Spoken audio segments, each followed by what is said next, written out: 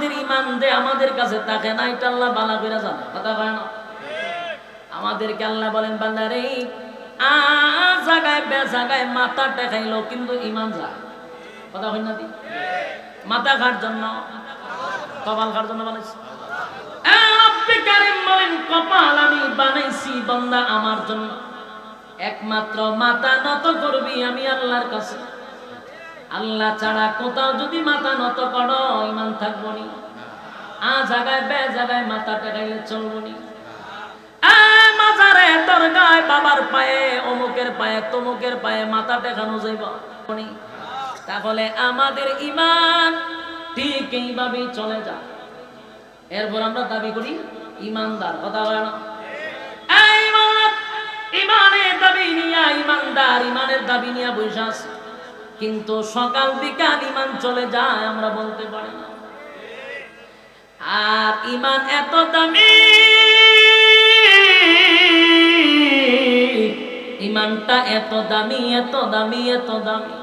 আল্লাহ বলে, বান্দারে ঈমান যদি থাকে, পাহাড় পরিমাণ গুনাহ যদি হয়, আল্লাহর হক নষ্ট করছেন, বান্দা যদি একটা সময় ভিতরে এটা বুঝে আসে যে আমি গুনাহ করতে করতে পাহাড় পরিমাণ করছি, গুনাহ করতে করতে সাগরের পেনা পরিমাণ করে ফলাইছি, এটা যদি একটা সময় বুঝে আসে, আর বান্দা যদি তার সমস্ত গুনার উপরে লজ্জিত হয়ে যায়, ঈমান আছে কিন্তু গুনাহ আছে, ঈমান থাকার উপরে গুনাহ আছে, গুনাহ আছে, ঈমানও আছে গো। গুনাহটা যদি সাগরের ফেনার মতো হয়ে যায়, পাহাড় পর্বতের মতো হয়ে যায়, আর এই গুনার উপরে যদি বান্দা কোনো সময় লজ্জিত হয়ে যায়, বান্দা যদি লজ্জিত হইয়া চিন্তা করে আমি তো গুনাহ করছি, আমার গুনাহটা যদি আমার মা দেখতো গো, সন্তান বলে কোনোদিন মা পরিচয় দিত না, গুনাহ যদি বাবায় দেখতো, সন্তান বলে পরিচয় দিত না। আমি যে গুনাহটা করছি আমার স্ত্রী দেখলে কোনদিন স্বামী বলে স্বীকার করত না, আমার গুনাহ যদি আমার সন্তান দেখে বাবা বলে পরিচয় দিবে না। আল্লাহ, আমি এত জঘন্য গুনাহ করলাম, আসমানের নিচে আমার মতো গুনাহগার কেউ নাই। আল্লাহর দরবারে যদি নুজুলে রহমতের সময় কোনো বান্দা বান্দি আল্লাহর কাছে লজ্জিত হয়, গুনার উপরে লজ্জিত হইয়া চোখের পানিগুলো ছেড়ে দিয়া অতীতের গুনার উপরে লজ্জিত হয়, ভবিষ্যতে এমন গুনাহ করবে না এমন যদি প্রতিজ্ঞা করে, আর নজরুলে রহমতের সময় বান্দা যদি আল্লাহর কাছে গুনার জন্য লজ্জিত হইয়া কান্দে রে, আমার আল্লাহ ফেরেশতাদেরকে জিজ্ঞাসা করবে, ফেরেশতারা বল আমার বান্দা কেন কান্দে? ফেরেশতারা বলবে, মালিক আপনার বান্দা জাহান্নামের ভয়ে কান্দে। আল্লাহ বলেন, জাহান্নাম কি আমার বান্দা দেখছে? না মালিক, জাহান্নাম কোনোদিন দেখে নাই। তাহলে কেন কান্দে? বলে আলেমদের জবানে জাহান্নামের ভয়ের কথা শুনছি জন্য কান্দে। আল্লাহ বলেন, আর কিসের জন্য কান্দে? বলে মালিক রে, আপনার বান্দা জান্নাতের আশায় কান্দে। আমার মালিক জিজ্ঞাসা করে, ফেরেশতারা শুন, আমার বান্দা কি জান্নাতের আরামায়েশ দেখছে? না মালিক দেখে নাই, না মালিক দেখে নাই। তাহলে কেন কান্দে? বলে জান্নাতের আশায় কান্দে, জাহান্নামের ভয়ে কান্দে। আল্লাহ গুনার উপরে লজ্জিত হইয়া বান্দা কান্দে গো। আল্লাহ বলেন, নজরুলে রহমতের সময় বান্দা তার জিন্দেগির গুনার উপরে লজ্জিত হয়ে গেছে। যেই সময় পশু পাখিরা ঘুমায়া যায়, যেই সময় মানুষ তার স্ত্রী পুত্র লইয়া ঘুমায়, ঠিক এই মুহূর্তে বান্দা আমি আল্লাহর কুদরতি পায়ে পড়িয়া বান্দা কান্দে। আমি আল্লাহর কুদরতি, আমি আল্লাহ রহমতের মধ্যে জোশ উঠে গেছে। বান্দা ওয়াদা দিলাম, বান্দায় যদি চোখের পানি ছেড়ে দিয়া কান্না শুরুই করে দিল, লজ্জিতই হয়ে গেল, আমিও ফেরেশতাদেরকে সাক্ষী রেখে ওয়াদা করলাম আমার বান্দা বান্দা সমস্ত গুনাহ চোখের পানিটা নাকের ডগায় আসার আগে আগে জিন্দেগির সব গুনাহ মাফ করে দিলাম। তো আপনাকে বলছে আপনি ক্ষতিগ্রস্ত হয়ে গেছেন, পৃথিবীর সব ক্ষতিগ্রস্ত। 4 কর্মসূচি মানলে বাঁচার সুযোগ আছে। কয় কর্মসূচি? 4 কর্মসূচি মানলে বাঁচার সুযোগ আছে, আর না হয় বাঁচার কোনো সুযোগ নাই। আল্লাহ কসম করছেন। আল্লাহ কি সস্তা জিনিসের কসম করে না দামি জিনিসের? তাহলে বড় দামি একটা জিনিসের কসম করছে, ওয়াল আসর, সময়ের কসম। সময়টা সবচেয়ে বেশি দামি। বলুন সময়টা। সময়টার মূল্যায়ন নাই শুধু একমাত্র আমাদের বাংলাদেশে, আর নাহলে পৃথিবীর সব জায়গায় সময়ের মূল্যায়ন আছে। সময়ের মূল্যায়ন আমরা দিতে জানি না বিদায় আজকে বিশ্বের সবচেয়ে উন্নত দেশ হইল বাংলাদেশ। কথা হয় না? উন্নত দেশ না, উন্নত। সিঙ্গাপুর আরো আগে ফাইরিয়ে গেছে, মানে আমেরিকার ক্রস করার চিন্তা ভাবনা আমরা আছি। এই পরিমাণ উন্নত হয়েছে কেন? সময়ের অমূল্যায়ন করার কারণে আমরা এত উন্নত হয়েছি। পৃথিবীর সবচেয়ে সময়ের অমূল্যায়ন করে বাংলাদেশে। তো আল্লাহ রাব্বুল আলামিন সময়টার কসম করছে, সময়ের কসম। তাফসীর কারকরা বলে সময়টা বলতে কোন সময়? তাফসীর কারকরা বলেন এটা হায়াতের সময়। কোন সময়? হায়াতের সময়। হায়াতের সময়ের কসম করছে আল্লাহ। কসম করে আল্লাহ সবাইকে জানায় দিয়েছে তোমরা সবাই ক্ষতিগ্রস্ত, তবে 4টা কর্মসূচি দিছে বাঁচার জন্য। আমরা এই 4 কর্মসূচি শুনতে রাজি আছি ইনশাআল্লাহ। এই 4 কর্মসূচি যারা বিকল্প কোনো রাস্তা আমাদের হাতে আর নাই, কারণ আল্লাহ যেখানে কসম করছে যে তোমরা ধ্বংস, তবে 4 কর্মসূচি পালন করলে বাঁচার সুযোগ আছে। এর আগে আসুন আমরা এই বিষয়টা আগে বুঝি যে আল্লাহ রাব্বুল আলামিন বলেন যে তারা আপনাকে ক্ষতিগ্রস্ত বলছে। সূরা আসর দিয়ে এখন মাপ দিত, মাপ দিলেই বোঝা যাবে কে ক্ষতিগ্রস্ত আর কে লাভবান। মাপ দিবেন কেন? মাপ দেওয়ার সিস্টেমটা আলেমদের কাছ থেকে জেনে নিতে হবে।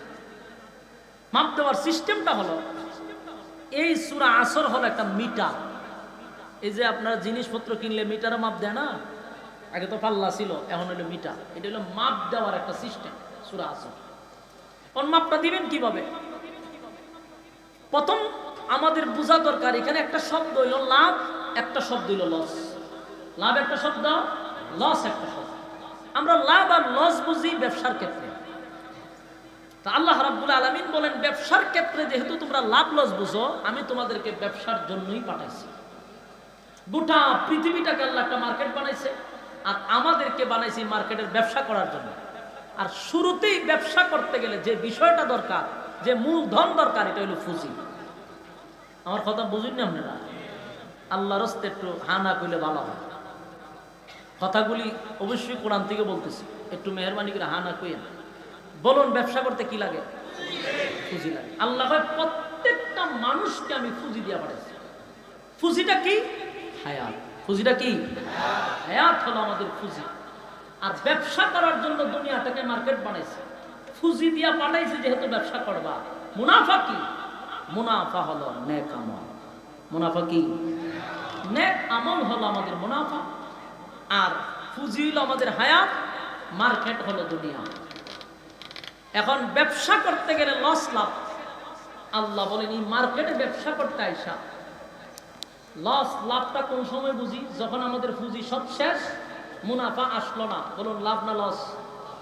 এখন মুনাফা আছে মানে মেইন পুঁজি আছে, যা আসলো এটার কয় লাভ। তাহলে চিন্তা করুন তো, আমরা যে আল্লাহ হায়াত দিয়া পাঠাইছে পুঁজি দিয়া, এটা হলো আমাদের হায়াত। আমরা যদি গড়ে 60 বছর বাঁচি, তাহলে যা আমরা যদি 60 বছর বাঁচি, যাদের বয়স 30, তাহলে আর বাঁচবো কয় বছর? 30 বছর। তাহলে আমাদের পুঁজি গেল কয় বছর? 30 বছর পুঁজি চলে গেছে।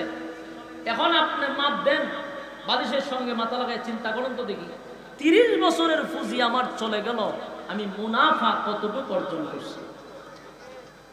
হিসাব মিলায় বলুন তো দেখি, ব্যবসায় লাভবান না ক্ষতিগ্রস্ত? আমার কথাটা বুঝছেন না আপনারা?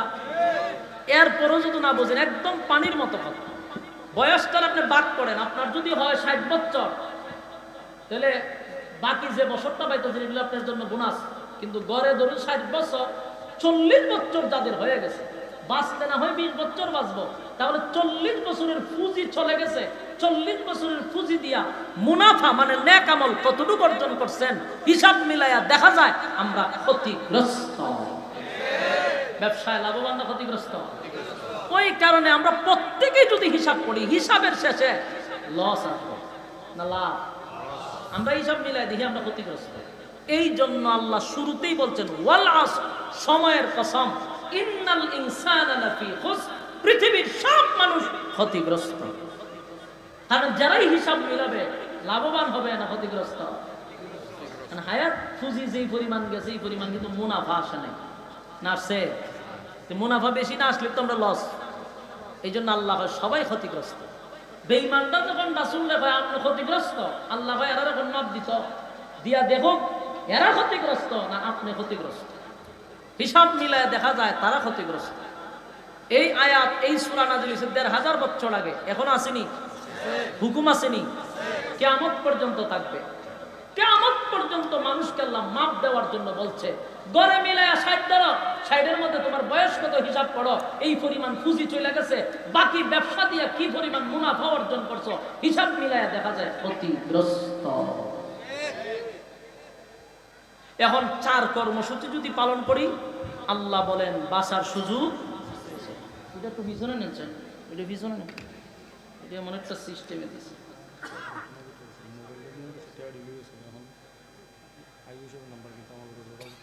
কোন সময় নিচ্ছে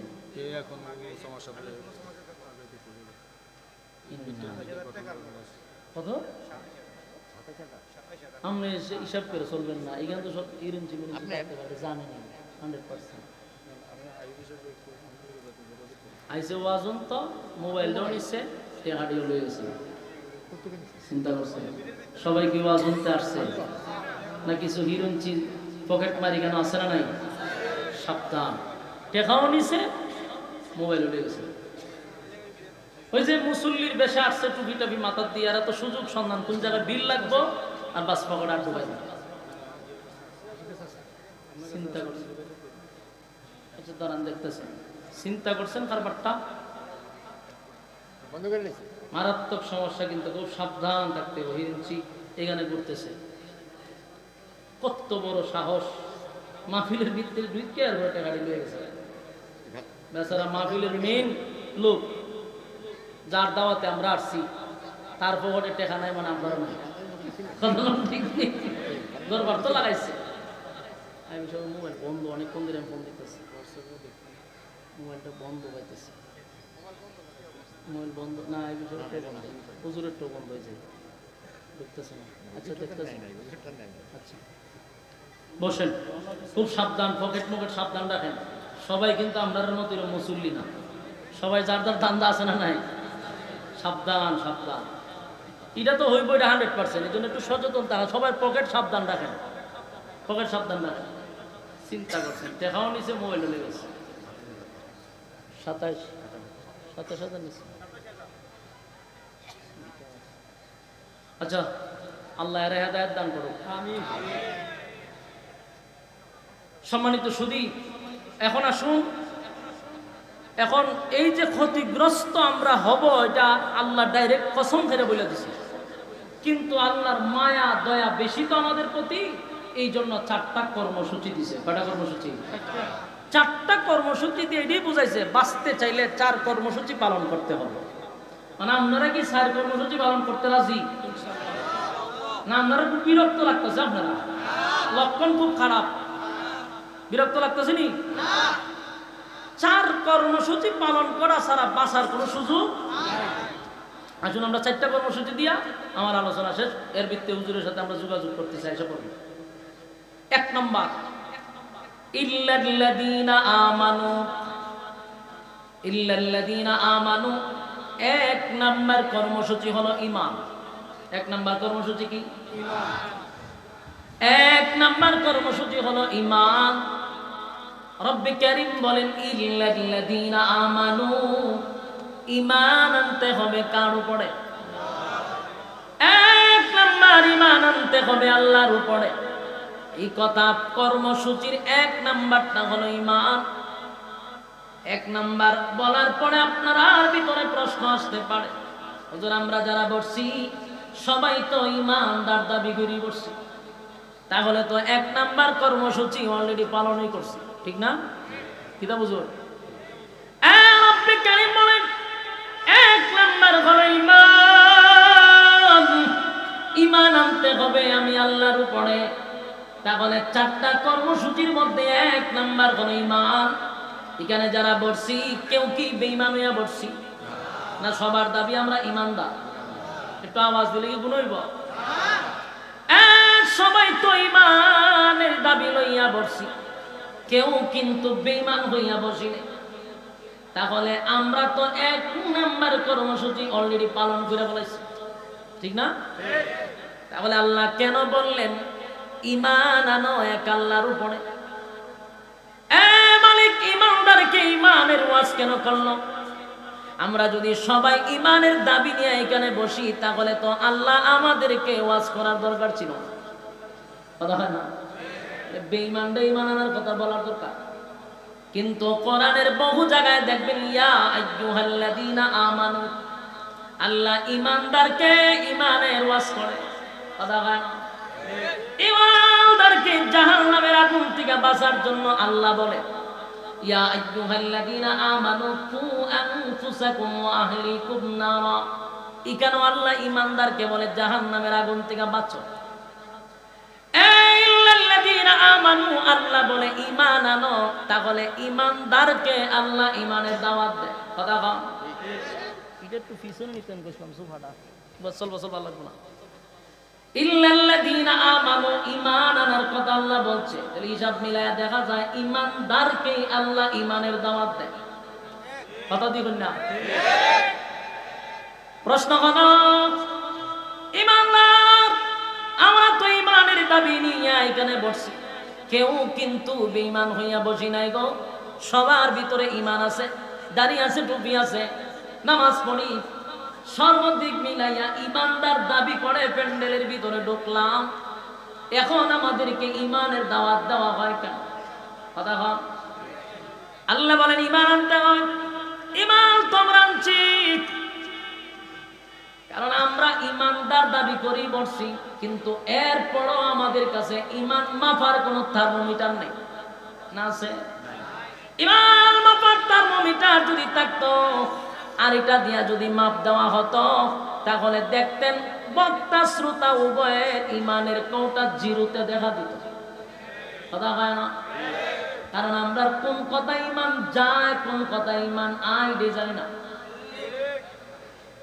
ঈমান মাপার কোন থার্মোমিটার আমাদের কাছে নাই রে।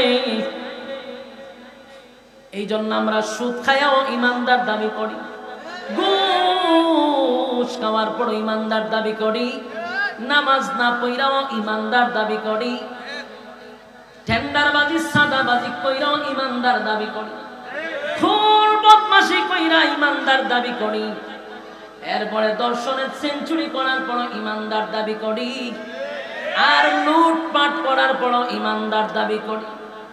বাস্তব না বাস্তব? একটা কারণ হলো ঈমান মাপার কোনো থার্মোমিটার নাই, যার কারণে সবাই দাবি কইরা বসে রয়েছি আমরা ঈমানদার। আমরা যদি আসলে ঈমানদার হতাম তাহলে আল্লাহ ঈমানদারকে ঈমানের ওয়াজ করতো না। যুবক ভাই, ঈমান এমন একটা বড় নিয়ামত, ঈমান সবচেয়ে বড় নিয়ামত। ঈমান কেমনে যায় আমরা জানিও না, হাসতে হাসতে ঈমান আমরা বিক্রি করে দিই। 5 টাকার চার কাছেও ঈমান বিক্রি হয়। কথা হয় না? বুড়া বুড়ির সময় এলে দেখবেন লাঙ্গল মার্কা গিয়া চা খাওয়ায়, বুট কারে দিবি, আপনারই দিব। চা আপনি খাওয়াইছেন, বুট আপনারই দিব। এবার আনারস মার্কা চা খাওয়াইছে, বুট কারে দিবি, আপনারই তো দিব। চা আপনি খাওয়াইছেন বলা একটারা মার্কা গিয়া জিগায় বুট কারে দিবি, কফি খাওয়াইলাম, বুট কারে দিবি, আপনারই দিব। বলুন তো দেখি বুট কয়টা দিল? কয়জন নেই? বুট একটা দিল, 3 জন নেই। ঈমান আছে না গেছে? তাহলে আমাদের অভ্যাস এত খারাপ, 5 টাকার কাছে ঈমান বিক্রি হয়। আবার অনেক মানুষ ফার্মেসি ফার্মেসিতে কদিন আগে আমি গেলাম, দেখি এক বেচারা ডাক্তার কইতেছে কালকার ওষুধটা না খেলে মরে গেছিলাম বুকের ব্যথা। তার মানে ওষুধে তারে বাঁচাইছে। এই কথাটাও সাংঘাতিক, আমরা কিন্তু এগুলা বলি। এই কথার দ্বারা ইমান চলে যাওয়ার সম্ভাবনা আছে না নাই? ওষুধ আমাকে বাঁচাইতে পারে না। আবার অনেকে বলে আমার সন্তানটা যদি বিদেশে না থাকতো না খাইয়া মরতাম। হয়নি? কোন কথায় ইমান যায় আমরা জানি। যুবক ভাই, আমাদের ইমান যে আমাদের কাছে থাকে না, এটা আল্লাহ বালা করে জানে। কথা কয় না? আমাদেরকে আল্লাহ বলেন বান্দারে জায়গায় বে জায়গায় মাথা টেকাইলো কিন্তু ইমান যায়। কথা হয় না? মাথা খার জন্য, কপাল খার জন্য বানাইছি। কপাল আমি বানাইছি বান্দা আমার জন্য, একমাত্র মাথা নত করবি আমি আল্লাহর কাছে। আল্লাহ ছাড়া কোথাও যদি মাথা নত করো ইমান থাকবো নি। জায়গায় বে জায়গায় মাথা টেকাইলে চলবো নি। মাজারে তোর গায়ে বাবার পায়ে অমুকের পায়ে তমুকের পায়ে মাথা টেকানো যাইব। তাহলে আমাদের ইমান ঠিক এইভাবেই চলে যায়। এরপর আমরা দাবি করি ইমানদার। কথা বলে না? ইমানের দাবি নিয়ে ইমানদার, ইমানের দাবি নিয়ে বসে আছে, কিন্তু সকাল বিকাল ইমান চলে যায় আমরা বলতে পারি না। আর ইমান এত দামি, ইমানটা এত দামি এত দামি এত দামি। আল্লাহ বলে বান্দারে ইমান যদি থাকে পাহাড় পরিমাণ গুনাহ যদি হয়, আল্লাহর হক নষ্ট করছেন বান্দা যদি একটা সময় ভিতরে এটা বুঝে আসে যে আমি গুনাহ করতে করতে পাহাড় পরিমাণ করছি, গুনাহ করতে করতে সাগরের পেনা পরিমাণ করে ফলাইছি, এটা যদি একটা সময় বুঝে আসে, আর বান্দা যদি তার সমস্ত গুনার উপরে লজ্জিত হয়ে যায়, ইমান আছে কিন্তু গুনাহ আছে, ইমান থাকার উপরে গুনাহ আছে, গুনাহ আছে ইমানও আছে গো। গুনাহটা যদি সাগরের ফেনার মতো হয়ে যায়, পাহাড় পর্বতের মতো হয়ে যায়, আর এই গুনার উপরে যদি বান্দা কোনো সময় লজ্জিত হয়ে যায়, বান্দা যদি লজ্জিত হইয়া চিন্তা করে আমি তো গুনাহ করছি, আমার গুনাহটা যদি আমার মা দেখতো গো, সন্তান বলে কোনোদিন মা পরিচয় দিত না। গুনাহ যদি বাবায় দেখতো, সন্তান বলে পরিচয় দিত না। আমি যে গুনাহটা করছি আমার স্ত্রী দেখলে কোনদিন স্বামী বলে স্বীকার করতো না। আমার গুনাহ যদি আমার সন্তান দেখে বাবা বলে পরিচয় দিবে না। আল্লাহ আমি এত জঘন্য গুনাহ করলাম, আসমানের নিচে আমার মতো গুনাহগার কেউ নাই। আল্লাহর দরবারে যদি নুজুলে রহমতের সময় কোন বান্দা বান্দি আল্লাহর কাছে লজ্জিত হয়, গুনার উপরে লজ্জিত হইয়া চোখের পানিগুলো ছেড়ে দিয়া অতীতের গুনার উপরে লজ্জিত হয়, ভবিষ্যতে এমন গুনাহ করবে না এমন যদি প্রতিজ্ঞা করে, আর নজরুলে রহমতের সময় বান্দা যদি আল্লাহর কাছে গুনার জন্য লজ্জিত হইয়া কান্দে রে, আমার আল্লাহ ফেরেশতাদেরকে জিজ্ঞাসা করবে, ফেরেশতারা বল আমার বান্দা কেন কান্দে? ফেরেশতারা বলবে মালিক আপনার বান্দা জাহান্নামের ভয়ে কান্দে।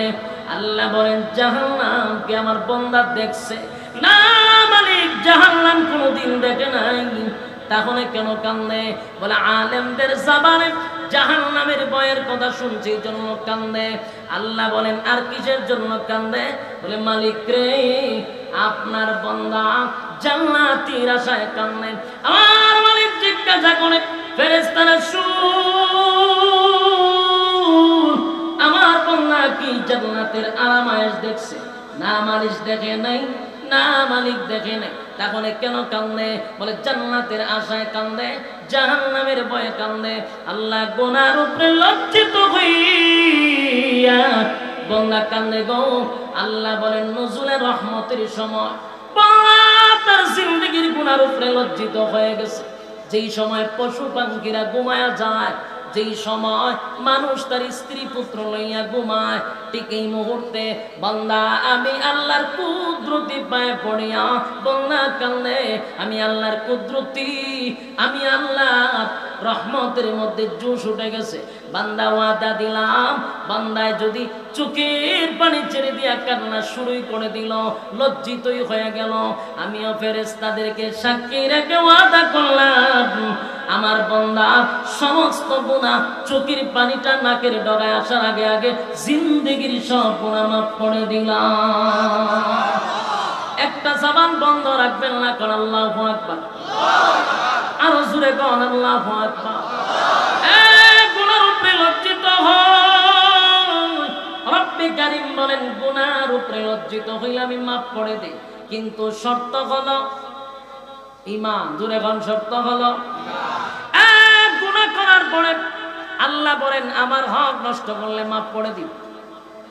ঈমানটা লইয়া যদি কবরে যাস, আল্লাহ কয় গুনার কারণে হয়তো বা জাহান্নামের আগুন দিয়া জ্বালাবো পোড়াবো, কিন্তু ঈমান নামক দৌলতের কারণে আমি আল্লাহ তোর একটা সময় হলো জান্নাতে দিব। সুবহানাল্লাহ। বলুন কিসের কারণে? ঈমানের কারণে। ঈমান যদি থাকে গো, আমার মালিক বলেন জাহান্নামের আগুনে পোড়াইয়া তোরা জান্নাত দিব। আর ঈমান যদি না থাকে অনন্তকাল জাহান্নামের আগুনে জ্বলতে হবে। কথা হয় না? ঈমান এত গুরুত্বপূর্ণ, ঈমান ঈমান এত গুরুত্বপূর্ণ, এই জন্য আল্লাহ বলেন ইল্লাল্লাযীনা আমানু, ঈমান আনতে হবে আমি আল্লাহর উপরে। ঈমান কার উপরে? যুবক ভাই, ঈমান সাধারণ কোনো বিষয় না। যত বেশি ঈমান আপনার মজবুত হবে তত বেশি পরীক্ষা আসবে। কথা হয় না? নরমাল ঈমানদারের উপরে তো পরীক্ষা হয় না। কথা এখন ঠিক নেই? ঈমান যত শক্ত পরীক্ষা তত বেশি। প্রত্যেকটা মুমিনের উপরে পরীক্ষা হয়, কিন্তু এই পরীক্ষায় উত্তীর্ণ হতেই হবে। পরীক্ষা ছাড়া কেউ জান্নাতে যেতে পারবো? কথা হয় না দি? প্রত্যেকটা মুমিনের পরীক্ষা হবে, ঈমানের পরীক্ষা হয়। ঈমানের পরীক্ষা না দিয়া কেউ জান্নাতে যেতে পারে না। যুবক ভাইরা, আজকে গোটা পৃথিবীর মধ্যে তাকায়া দেখেন, ফিলিস্তিনিরা এখন ঈমানের পরীক্ষা দিতেছে। কথা হয় না? ঈমানের পরীক্ষা ফিলিস্তিনরা দিতেছে। আমরা বৈশা বৈশা শুধু নিন্দা জানাবো না, আমাদের জন্য পরীক্ষা শুরু হয়েছে। কথা কই না দি? ফিলিস্তিন মার খায় আর আমরা এখানে বৈশা বৈশা শুধু নিন্দা জানাই, কিন্তু আমরা জানি না ঈমানের পরীক্ষা বাংলাদেশের মুসলমানের উপর শুরু হয়েছে। ঠিক আছে? বাড়ি দিয়া কইবে পাকিস্তানের উপরে ঈমানের পরীক্ষা শুরু হয়েছে। 57টা মুসলিম দেশে ঈমানের পরীক্ষা শুরু হয়েছে, কিন্তু আমরা মুসলমান লাল চামড়া কুত্তাগুলির পা ছাড়তেছি, পরীক্ষার খবর নাই। বাস্তব না বাস্তব? লাল চামড়াদের পা ছাড়তেছি প্রত্যেকটা মুসলমানের দেশে, প্রত্যেকটা নাগরিক, প্রত্যেকটা ঈমানের উপরে পরীক্ষা শুরু হয়েছে। বাংলাদেশে পয়সা আছে, ঈমানের পরীক্ষা শুরু হয়েছে নি? পরীক্ষা শুরু হয়ে গেছে। মুসলমানের রক্ত ঝরতেছে, তুমি তসবিহ টপলে এখন চলবে না। এখন কি তসবিহ যাওয়ার সময়? সম্মানিত সুধী, গোটা বিশ্বের সব মুসলমান ঐক্যবদ্ধ হতে হবে, এক প্ল্যাটফর্মে আসতে হবে। বিশেষ করে আমরা যারা আছি, আমাদেরকেও সর্বপ্রথম এক হতে হবে। ঐক্য ছাড়া বিকল্প কোনো রাস্তা নাই। আমরা কি ওয়াজ করতাম, আমরার মধ্যে তো ঐক্য নাই, কপাল তো আমরার খারাপ। এতগুলা ইসলামিক দল না হইয়া যদি সব মিললে একটা হইতো, কিতাব বোঝেন রামবামরা কথা কইবার সাহস পাইতেন আমরা লাগে। আমরা 15 জন হইলে একটা ব্যানার লই, আমি একটা দল, 20 জন হইলে আরেকটা দল। ওমা দলের অভাব নাই, এত দল বাংলাদেশ। সব দল ভেঙ্গে একজনের নেতৃত্বে যদি আমরা যেইভাবে আহমদ শফী সাহেবের নেতৃত্বে সবাই এগিয়ে চলছিল, এইভাবে যদি আবার এক হতে পারি, আল্লাহর কসম এই দেশে ইসলামের পতাকা উড়বে ইনশাআল্লাহ। ঐক্য ছাড়া সম্ভব না। কিন্তু কারণ আমরা ঐক্যই না ফাটল সৃষ্টি করব। এই জন্য আমাদের উলামায়ে কেরামদের উচিত আমরা এখন ঐক্য হওয়া দরকার, মাঝখানে দুইটা ফাটল সৃষ্টি করার কোনো দরকার নাই। আমরা কিন্তু অনেকে আছে ফাটল সৃষ্টি করা শুরু করছে, আমরা চাই ঐক্য হইতে, মাঝখানটা দেয় ফাটল সৃষ্টি করে না। যতদিন না পর্যন্ত ঐক্য না হব, আল্লাহর কসম মায়ের খাইতেই থাকবে, মায়ের খাইতে থাকবে 100%। আজকে আপনি খাইতেছেন, কালকে আমারও ধরবো, এটা নিশ্চয়তা নাই। আপনারা ধরছে আর আমি যদি আমার দল না কে শুধু 2 দিন পর আপনারা শেষব, এটা নিশ্চিত থাকেন। আর অলরেডি বাংলাদেশে কিছু প্রমাণও আমরা পাইছি।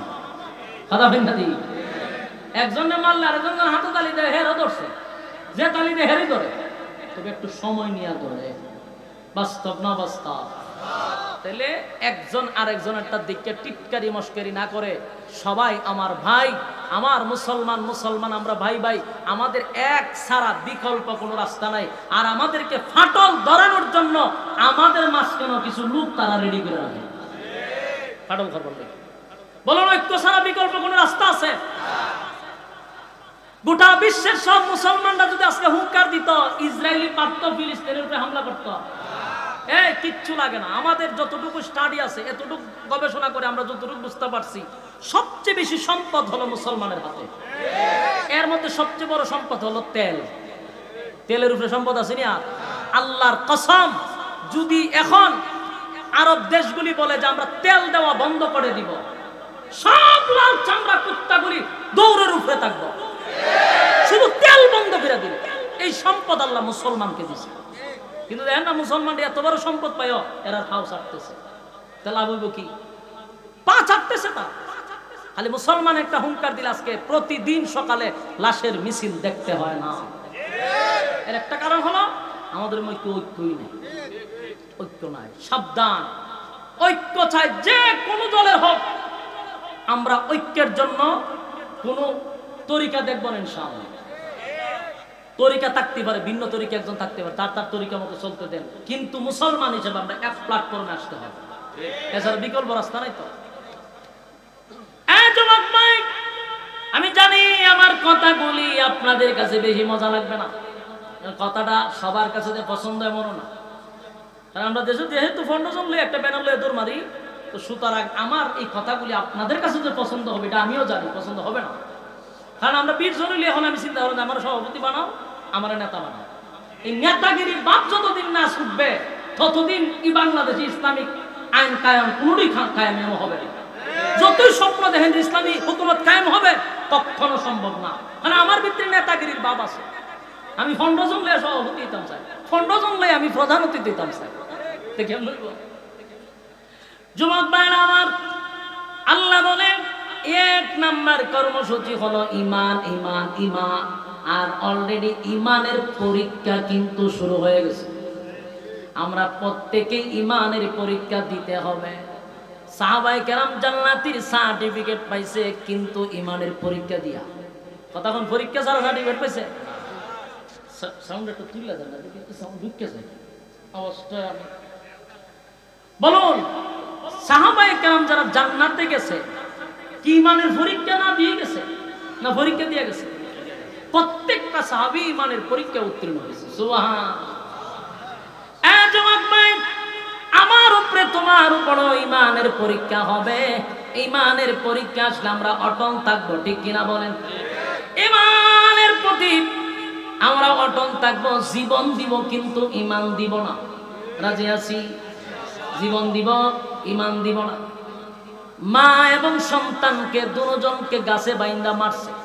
মা সন্তানরে বলে, বাবা রে, আরো যদি নির্যাতনের মাত্রা বাড়ায়া দেয়, সাবধান, জীবন যদি চলে যায়, যাক, ঈমান দিবি না। ইসলামের প্রথম যিনি মহিলাদের মধ্যে শহীদ হলো সুমাইয়া রাদিয়াল্লাহু তাআলা আনহা। গাছের সঙ্গে বাইদা সন্তানের সামনে নির্যাতন করছে, কিন্তু সন্তানকে নসিহত করে, বাবা রে, জীবন যদি চলে যায় চলে যাবে, কিন্তু ঈমান দেওয়া যাবে না। ঈমান দেয় না, কারণ জীবন চলে গেলে জান্নাতের ভিতরে আমার আল্লাহ জীবন দিবে গো, কিন্তু ঈমান চলে গেলে আর কোনদিন ঈমান পাওয়া যাবে না। যুবক ভাইয়েরা, ঈমানের পরীক্ষা যুগের পর যুগ যারা ঈমান আনছে তাদের উপরে পরীক্ষা আসছে। শুধু আমাদের নবীর সাহাবায়ে কেরামদের যুগে নয়, এর আগেও যারা ঈমান আনছে তাদের উপর পরীক্ষা হয়েছে। কথা বলে না? ঈমানের পরীক্ষা আসছে। আল্লাহ রাব্বুল আলামিন রাসূলকে জানায়া দেয়, নবী গো, আপনার আগেও যারা ঈমান আনছে তাদের উপর পরীক্ষা আসছে। একবার পয়গম্বর বসা সাহাবায়ে কেরামরা নবীর কাছে এসে বলল, নবী গো, আল্লাহর কাছে একটু বলেন না, আমরা সহ্য করতে পারি না গো নবী। যেই পরিমাণ নির্যাতনের স্টিম রোলার, আল্লাহর কাছে বলেন আমাদেরকে যেন সাহায্য করে। আল্লাহর নবী বলেন, সাহাবীরা রে, তোমাদের আগেও ঈমানের পরীক্ষা দিয়েই তারা জান্নাতে গেছে। সুতরাং ঈমানের পরীক্ষা যারা কেউ জান্নাতে যেতে পারবে না।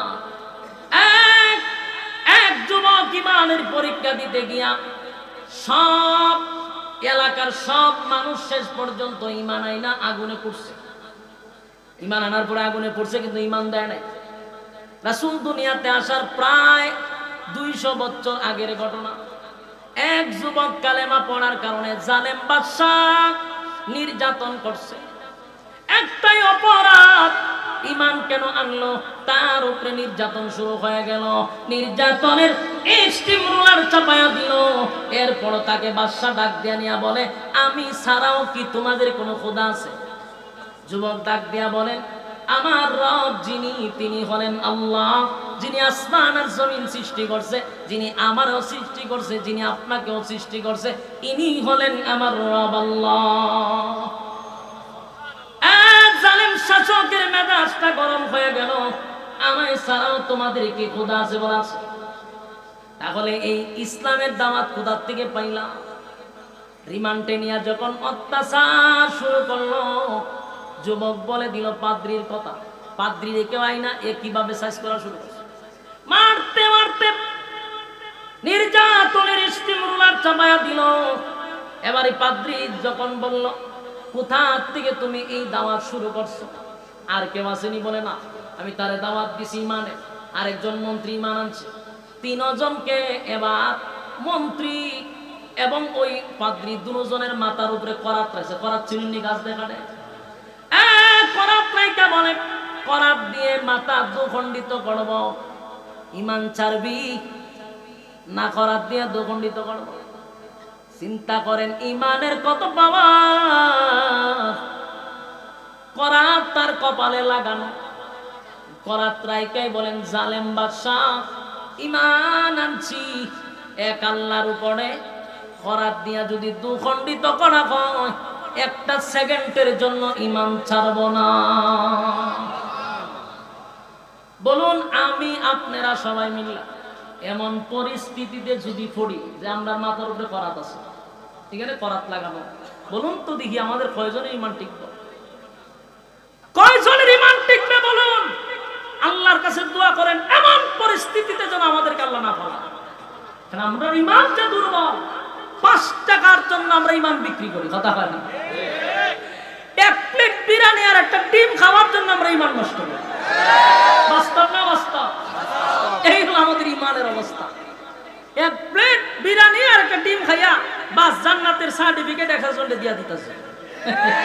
কি চমৎকার, কি চমৎকার!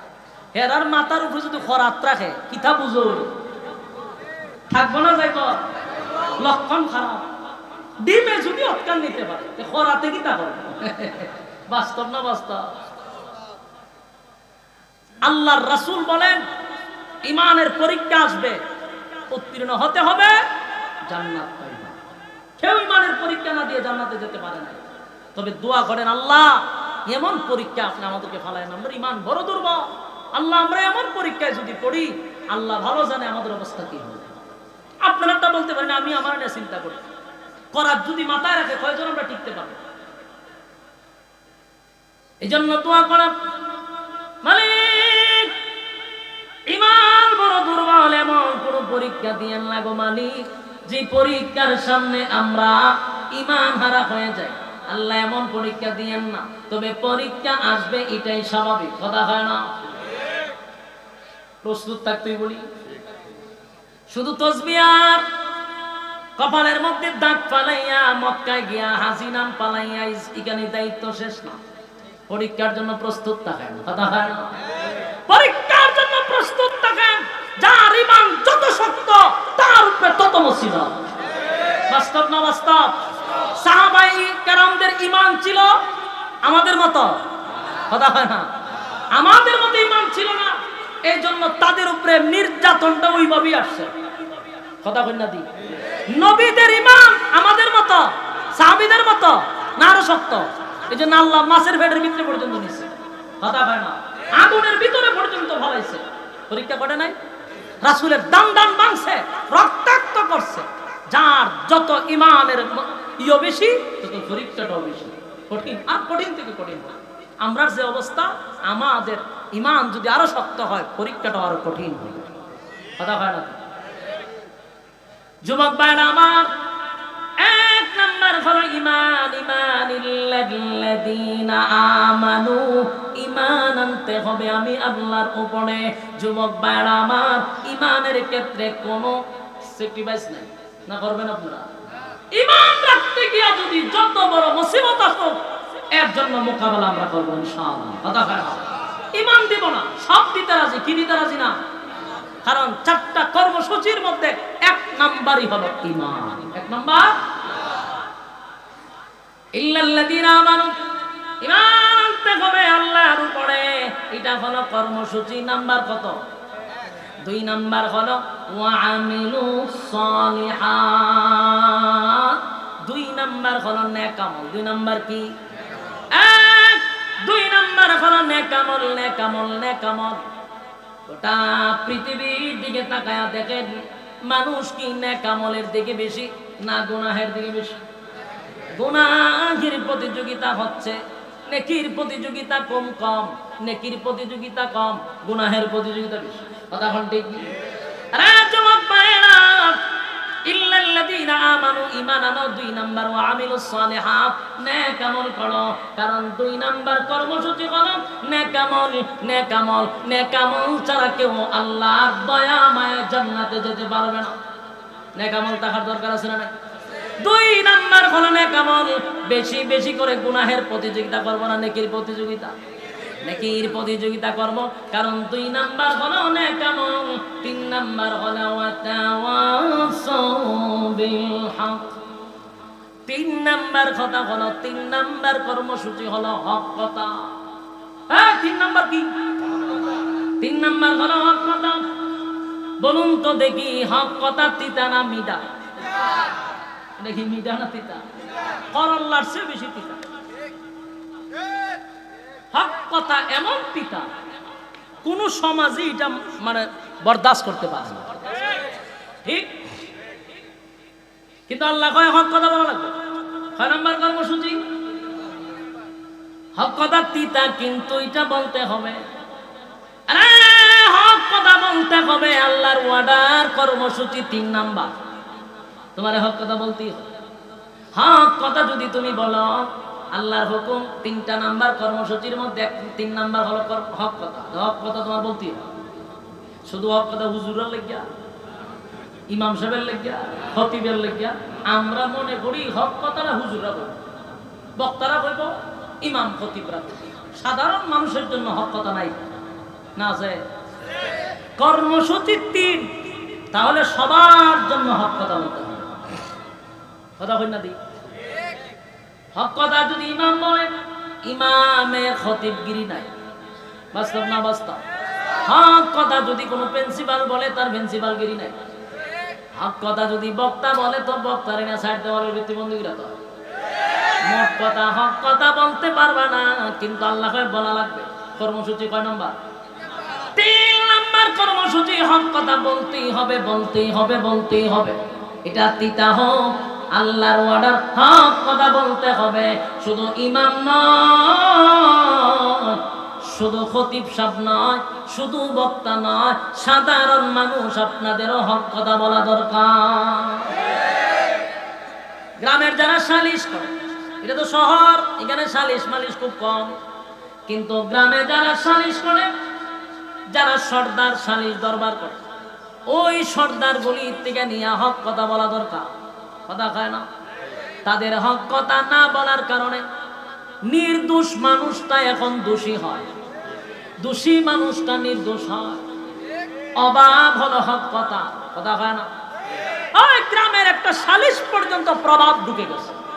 সব জায়গা খালি গরম, সব জায়গা কি খালি গরম আর গরম। গরমের টেলায় মানুষ ডরায় হক কথাই পায় না। গ্রামের একটা সালিশ দরবারে কিছু সর্দাররা বিচার করবো, এখানেও পাওয়ার দেখানো হয়। তাই পাশের মানুষগুলা তাদের ব্যাপারে হক কথা না বলতে চায় না। আর তাদের হক কথা না বলার কারণে নির্দোষ মানুষগুলি দোষী সাব্যস্ত হয়ে শেষ পর্যন্ত কারাগারে যেতে বাধ্য হয়। একটা মাত্র কারণ, 3 নাম্বার কর্মসূচি না পালন করার কারণে। বাস্তব না বাস্তব? বেচারা 5 ওয়াক্ত নামাজ পড়ে, মাথায় একটা কালো দাগ আছে, তসবিহ একটা আতো আছে, মসজিদ থেকে বাইরে বাসা পর্যন্ত যাবে, পাশে ঢোল বাজনা হইতেছে, ডান্স তো পাগলো ডান্সের গানের আওয়াজ হইতেছে, বেচারা তসবিহ পড়ে আর সুবহানাল্লাহ সুবহানাল্লাহ, সি সি সি সি, এই গানটা কেডা করতেছে? এটা কার ছেলে এরকম গান বাজনা বাজা? তখন কয় চাচা এটা তো সগীর আলীর ফুলা, বড় খারাপ বড় খারাপ, সুবহানাল্লাহ সুবহানাল্লাহ সুবহানাল্লাহ। তাই তসবিহ আছে, তাই কি আছে? তসবিহ। হারি দিকে নিন্দা জানাইতেছে, হে বালুইলনের ফুলা বালুইল কেমনে? সুবহানাল্লাহ সুবহানাল্লাহ সুবহানাল্লাহ। মসজিদের ভাষা এরকম ঢোল বাজনা বাজনা ঠিক নেই, সুবহানাল্লাহ সুবহানাল্লাহ সুবহানাল্লাহ সুবহানাল্লাহ। এখানটা দেখলো ঠিক হইছে না, সুবহানাল্লাহ সুবহানাল্লাহ। এ মানুষ হইতো না, সুবহানাল্লাহ সুবহানাল্লাহ। এগুলা কইতে কইতে বেচারা গিয়ে দোকানও কইছে, কই কইছে দোকান দোকান হবে, সুবহানাল্লাহ তসবিহ তো আছে, সুবহানাল্লাহ সুবহানাল্লাহ করে এক কাপ চা দে, সুবহানাল্লাহ সুবহানাল্লাহ। দেখছ নি ঢোল বাজনা কেমনে বাজায়, সুবহানাল্লাহ সুবহানাল্লাহ। এদিকে তাকাইছ না, সুবহানাল্লাহ টিভিটা ছাড়ছে, সুবহানাল্লাহ সুবহানাল্লাহ সুবহানাল্লাহ। ফিলিস্তিন আর ইসরায়েলের যুদ্ধ চলতেছে, টিভিটা বালা করে সারা, সুবহানাল্লাহ সুবহানাল্লাহ। বেচা কিনি হয় না তোর দোকান, সুবহানাল্লাহ সুবহানাল্লাহ সুবহানাল্লাহ। বাকিটা কি দিস না, সুবহানাল্লাহ সুবহানাল্লাহ। আর সগীর এলে বুলো বাকি দিস না, সুবহানাল্লাহ সুবহানাল্লাহ। এর ফুলাটা মানুষ হইছে না, এও মানুষ হইছে না, সুবহানাল্লাহ সুবহানাল্লাহ। 100 কত হইছে? ওই তো তসবির মাথা একটা আছে, এখানে একটা সুমা দেয় 100। কিন্তু 100-র ভিতরে যা খাম পু খাম, দিনের খাম রাত্রে খাম সব ঢুকাইছে। এইরকম মুসল্লি আপনারা চোখের সামনে পড়ছেন? কত লম্বা তসবি লই হাতে মসজিদের বাড়িয়ে দৌড়াদৌড়ি করে, কিন্তু তার সামনে আখাম কুখাম হইতেছে সেপ পালাইয়া দেয়। সেপ পালাই এগুলো আমরা নিন্দা জানাই, হইয়া মসজিদও যায় বাড়িতেও যায়। বলুন হক কথা কি খালি হুজুররারই নাই তসবিওয়ালার? আল্লাহ হয় 3 নাম্বার কর্মসূচি মানছত না তো জাহান্নামে ইচ্ছা মতো শেষ করা হবে। বলুন 3 নাম্বার কর্মসূচি কি মানলো? কোথাও হক কথা নাই, সমাজে বিচারও নাই, প্রতিনিয়ত তালাক হইতেছে, স্বামী স্ত্রী ঝগড়া লাগতেছে আর তালাক 14 গোষ্ঠী দিতেছে। উনি তালাকের বিচার করবো কে? ইমাম, ঠিক না? এই তালাকের বিচার করে গ্রামের সালিশ দরবার যে করে কিছু সুদকুর আর ঘুষখোর লম্পট বদমাশগুলি বসে তালাকের বিচার করতে। তো বিচার করতে গিয়ে কি কয় জানেন নি? কইছে যাক যেটা এবার হয়ে গেছে না, রাগ কইরা কইছে কি তা হইতে না, এটা গুসা কইরা তালাক দিছে, এটা কোনো অসুবিধা নাই, বাচ্চা কাচ্চা আছে, অন যাইব কই, আচ্ছা এটা মিলাই দাও। কথা বুঝতেছেন? কত বড় লম্পট! আল্লাহ যেখানে নিষেধ করছে আল্লাহরে আবার ঠিক করে মিলাইয়া দেয়। তালাক দেন যে রাগ কইরা কি কইরা, তালাক কি মানে হাসতে হাসতে দেয়, হাসতে হাসতে বলে তোমার ছেড়ে দিছি, কথা কয়নি। তালাকটা কেমনে দেয়? রাগ করিতে দেয়, হেরা বিচার করে রাগ করে দিলাইছে। যে বলুন তো দেখি, পিস্তল আমার হাতে, আমি যদি কেউ হাসতে হাসতে গুলি করি মরবনি? রাগ করে গুলি করলে তো দূরত্ব মরতেছে, হাস্যাস দিলেও মরে, গুসা কইরা যদি গুলি করি তাও মরে। তালাক হাসতে হাসতে দিল তালাক হয়, কাঁদতে কাঁদতে তালাক দিলে হয়, রাগ করে দিল হয়। কিন্তু লম্পটরা বিচার করে বাচ্চা কাচ্চা হয়ে গেছে, বাচ্চা যাক এটা একটা মিলাই দিলাই দিলাম। বিচার করার কথা ছিল কে? বিচার করল কে? সমাজের বাস্তবতা এরকম বর্তমানে আছে না নাই? এর একটা দোষ হলো আমরা দলে দলে ভাগ হইতেছি, বাস আমরার যে দায়িত্ব ছিল এটি আমরা জানি। আমরা দায়িত্ব হন আমরা বুঝছি মসজিদ ইমামতি করো আর দাওয়াত টাওয়াত খামু, কেউ মরলে 40 পড়ামু আর খতম টতম আইব, সুবহানাল্লাহ সুবহানাল্লাহ পড়মু, বাস 100 টাকা দিব আমরা আইব। দুঃখের সাথে বলতেছি এটি কি আমরা দায়িত্ব? ইমাম শব্দের অর্থ হইল নেতা। ইমাম শব্দের অর্থ কি? যিনি মসজিদের ইমাম আর খতিব, একটা চেয়ারম্যানের চেয়ে তার পাওয়ার বেশি, এলাকার সমস্ত সালিশ দরবার তার করা দরকার। আজকে যদি ইমাম আর খতিব যদি এলাকার বিচার করত, এলাকার সালিশ দরবারে ইমামদের হাতে দায়িত্ব দেওয়া হতো, আল্লাহর কসম নির্দোষ মানুষ কোন সময় দোষী হতো না, দোষী মানুষ নির্দোষ হতো না, তালাকপ্রাপ্ত মহিলারা যারা সন্তান জন্ম দিত না। আফসোসের বিষয় হলো ইমামদেরকে বুঝাইছে তোমরা হুজুর গরম ভাত খাইবা আর 500 টাকা তোমরা দিব, ইমামতি তোমরা দায়িত্ব নিবা, বিচার আছে আমরা তো ছেড়ে দিই। কি বাট করে শুরু করছে সর্দার ওগুলার বিচারগুলো আমি বহুত দেখছি। তার 10টায় বিচার করতো, এই বুড়াই 8টা এক, কিন্তু বিচারে গিয়া পাট পাট হয়। আগেই পরামর্শ করে আমি এমনি কমু, তুই এমনি কইবি, তুই আর আমি লেগে যাবো ঝগড়া, বিচার আবার 1 সপ্তাহ পরে হলাম এর মধ্যে। আমি তো তার সাথে চলি, এই গ্রুপটা যখন এইসব আলাপ করতেছে আমি দাঁড়ায় বলা তোরা বলে মিয়া আহামি বুঝি করে হুজুর আপনি তো বুঝতেন না। আমি সব বনা সেটা আমার ওয়াজ না হওয়া পর্যন্ত আমি ঠান্ডা হইতাম না, সারা দেশের মানুষের উনাই দিলাম। হেরা বইয়া নিয়ত করতেছে আমরা যখন করে 1 সপ্তাহ দিলে তো বিচার হইতেছে না, কিতা করা তো খাল খাতে আমি শেষ করে ইসলাম, তুই তো মাঝখানে বাধা দিলি, হয় বেটা আজকেও বিচার হইতো না, আমি কমে এমনে তুই খুবই এমনে, তুই খুবই এমনে, বাস লাগে তোমার চোখা আবার 1 সপ্তাহ পরে। এর লাভটা কি জানেন না? প্রত্যেক বিচারের ডেটে একটা করে বেনসনের প্যাকেট 1000 টাকা করে পাবো বিচারের আগে ভাউটি বা। এই হচ্ছে সালিশ দরবারের অবস্থা। সত্য না মিথ্যা? আর বর্তমানে গরিবের তো বিচার নাই, যার টাকা নাই এর বিচার নাই। বাস্তব না বাস্তব? হ্যাঁ, সত্য না মিথ্যা? আওয়াজ দিয়ে কর। সত্য কথা বলে যাই, মন দিয়ে শুনেন সবাই, সত্য কথা বলে যাই, মন দিয়ে শুনেন সবাই, এই সমাজের কোনো কাজে শান্তি তো ভাই মোটে না, এই সমাজের কোনো কাজে শান্তি তো ভাই মোটে নাই। সত্য কথা বলে যাই, মন দিয়ে শুনেন সবাই, এই সমাজের কোনো কাজে শান্তি তো ভাই মোটে নাই, এই সমাজের কোনো কাজে শান্তি তো ভাই মোটে না। অফিস আদালতে বাইরে ঘুষ বিনা চলে না কাম, ঘুষ পাইলে সব সারেরা বলে না সে নয়ের কাম। বাস্তব না বাস্তব? অফিস আদালতে বাইরে ঘুষ বিনা চলে না কাম, ঘুষ পাইলে সব সারেরা বলে না সে নয়ের কাম। ঘুষ না দিলে আদালতে, বাস্তব না বাস্তব?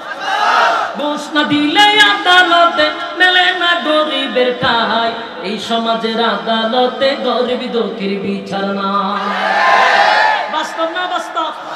দেখা নাই বিচার নাই, কথা কথা দেখা নাই, দাঁড়ে দাঁড়ে ঘুরতেছে, কোর্টের বারান্দায় বারান্দায় ঘুরতেছে, টাকা নাই বিচার নাই। আর টাকা আছে, ওয়েলকাম, প্লিজ সিট ডাউন। কি লাগবে, গরম না ঠান্ডা? ওই যে টাকা স্যারে ডাক দেন, বসেন, কি খাইবেন স্যার, গরম না ঠান্ডা দিতা। আর একবার দরের ভাগা ভাগে ঘুরতেছে, দরজার কিনারায় কিনারা, বিচার নাই। আর হেরে কয় বসেন, গরম না ঠান্ডা। বাস্তব না বাস্তব? অফিস আদালতে বাইরে ঘুষ বিনা চলে না কাম, ঘুষ পাইলে সব সারেরা বলে না সে নইল কাম। ঘুষ না দিলে আদালতে বাইরে, ঘুষ না দিলে আদালতে মেলে না গরিবের ঠাই, এই সমাজের আদালতে গরিব দুঃখীর বিচার নাই, এই সমাজের আদালতে গরিব দুঃখীর বিচার নাই। সত্য কথা বলে যাই, মন দিয়ে শুনেন সবাই, সত্য কথা বলে যাই, মন দিয়ে শুনেন সবাই, এই সমাজের আদালতে গরিব দুঃখীর বিচার নাই। নামদারি করতে গেলে মুসলমান নামাজ রোজা ছাড়িয়া, খাজা বাবার নামে গান গায় ঢুলতে বলা বাজাইয়া। নামদারি করতে গেলে মুসলমান নামাজ রোজা ছাড়িয়া, খাজা বাবার নামে গান গায় ঢুলতে বলা বাজাইয়া। আরে গঞ্জার কুলকে টান মারিয়া, আরে গঞ্জার কুলকে টান মারিয়া খাজা বাবার শান দেখায়। কেউ ভাই আবার নবী দাবি করে ইমানটা হারায়, কেউ ভাই আবার নবী দাবি করে ইমানটা হারায়। সত্য কথা বলে যাই, মন দিয়ে শুনেন সবাই, এই সমাজের কোনো কাজে শান্তি তো ভাই মুঠে না। বাস্তব না বাস্তব? জবাব মাই হক কথা বলতে হবে। রব্বে কারীম বলেন ৩ নাম্বার হলো হক কথা। কর্মসূচি যদি মানুষ, প্রত্যেকটা মানুষের উপরে দায়িত্ব হলো হক কথা বলতে হবে। হক কথা বলতে গিয়া ইমাম নাও থাকতে পারে, খতিবগিরি নাও থাকতে পারে, বক্তাগিরি নাও থাকতে পারে, সালিশ দরবারে সরকারি নাও থাকতে পারে, কিন্তু আল্লাহ বলছেন ৩ নাম্বার কর্মসূচি হলো ঈমান আনতে হইলে কয় নাম্বার? ৩ নাম্বার কর্মসূচি কি? হক কথা। জোরে এখন ৩ নাম্বার কর্মসূচি কি? হক কথা বলতে হবে। এবার হক কথা যদি না বলেন, কিয়ামতের ময়দানে আল্লাহর দরবারে জবাব দিতে হবে। কথা কয় না? যুবক ভাই, ৪ নাম্বার হলো ওয়াতাওয়াসাবিস-সবর। ৪ নাম্বার হলো সবর করা। ৪ নাম্বার কি? ধৈর্য ধরা। সবর যদি থাকে, তাহলে যার ভিতরে ধৈর্য আছে সে ঈমান আছে। ঈমানটারে ধৈর্য দিয়ে রাখতে হবে। যার ভিতরে ধৈর্য নাই, তাহলে ঈমান রাখা কষ্ট। ২ নাম্বার হলো নেক আমল, তাও ধৈর্য লাগবে। ধৈর্য ছাড়া কি নেক আমল করা যাবে? কথা হয় না? ধৈর্য লাগবে নেক আমল করতে গিয়া। ৩ নাম্বার হলো বান্দারে, ৩ নাম্বার হলো হক কথা, এটাও ধৈর্য লাগবে। তাই সবরটা লাস্টে রাখছে। ১ নাম্বার ঈমান, ২ নাম্বার নেক আমল, ৩ নাম্বার হক কথা, ৪ নাম্বার ধৈর্য সবর। ৪ কর্মসূচি। ১ নাম্বার আল্লাহ বলেন ওয়াল আসর, সময়ের কসম, সময়ের কসম। সময়টা হলো তোর হায়াতের কসম। আমি আল্লাহ প্রত্যেকটা মানুষকে আমি হায়াত দিছি, হায়াতটা তোমার পুঁজি দিছি। বান্দারে, সেই পুঁজির কসম আমি আল্লাহ কসম কেড়ে বললাম ওয়াল আসর, সময়ের কসম, সময়ের কসম। ইন্নাল ইনসানা লাফি খুসর। আল্লাহ বলেন সময়ের কসম কেড়ে বললাম, বান্দা শুন, পৃথিবীর সব মানুষ ক্ষতিগ্রস্ত, সব ক্ষতিগ্রস্ত।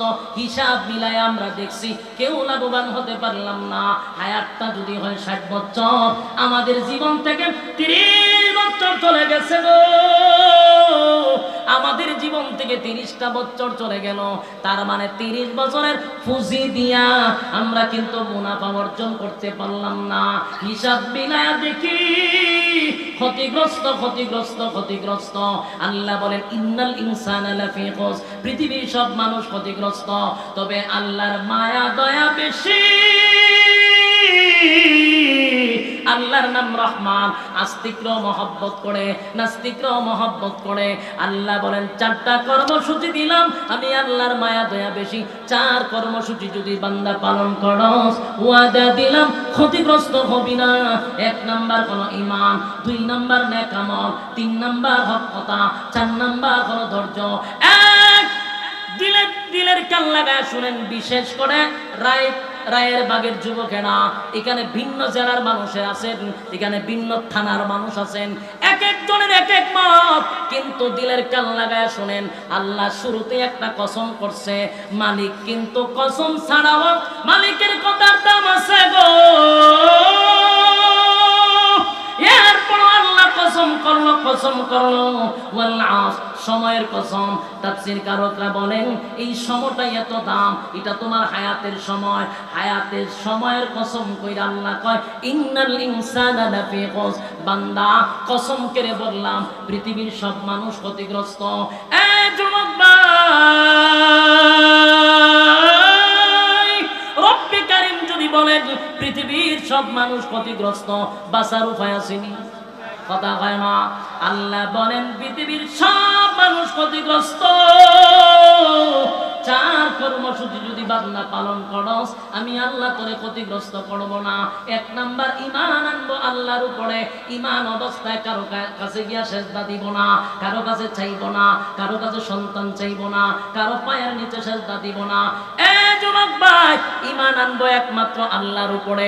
২ নাম্বার হলো বান্দারে নেক আমল করতে হবে। নেক আমলের জায়গা হলো এই জায়গা, মাদ্রাসা, মসজিদ, ওয়াজ মাহফিল। এই জায়গাতে আসলে প্রত্যেকটা মানুষের আমল নামায় নেকি হয়। প্রতিটা অক্ষরে অক্ষরে ১০ বস্তা করে নেকি আপনার আমল নামায় আল্লাহ ঢুকায়া দিচ্ছে। সুতরাং এটা নেকির জায়গা, এখানে বসলে নেকি হয়। আল্লাহ বলেন ওয়া আমিলুস সালিহাত, নেক আমল করো, নেক আমল করো। 2 নাম্বার নেক আমল। 3 নাম্বার হলো হক কথা বলতে হবে, যেটা তোমার সাধ্যের বাহিরে। এখানে তুমি মনে মনে ঘৃণা করতে পারো, কিন্তু যতটুক তোমার শক্তি আছে সেখানে তুমি মোকাবেলা করো। হক কথা ছাড়া যাবে না। এটা যদি তিতা হয়, হক কথা বলতে গিয়া যদি আমার উপরে হামলা হয়, মামলা হয়, কিন্তু বান্দা হক কথা ছাড়বি না। 3 নাম্বার কর্মসূচি হক কথা। 4 নাম্বার হলো ধৈর্য। মাঝে মধ্যে বিভিন্ন বিষয়ে ধৈর্য ধরতে হবে, কথা হয় না? কয়টা কর্মসূচি? 4টা কর্মসূচি পালন করব। কারা কারা? 2টা হাত তুলে দেখায়া দেই। লিল্লাহির তাকবীর, লিল্লাহির তাকবীর। এই আব্দুল্লাহ রাখেন, আমরা কয় কর্মসূচি মানব? 4 কর্মসূচি। এরপরে ইনশাআল্লাহ আমরা আমলও করব। 1 নাম্বার ঈমান, আত্মমান। 1 নাম্বার ঈমান, 2 নাম্বার নেক আমল, 3 নাম্বার হক কথা, তারপরে 4 নাম্বার ধৈর্য। এই হলো 4 কর্মসূচি।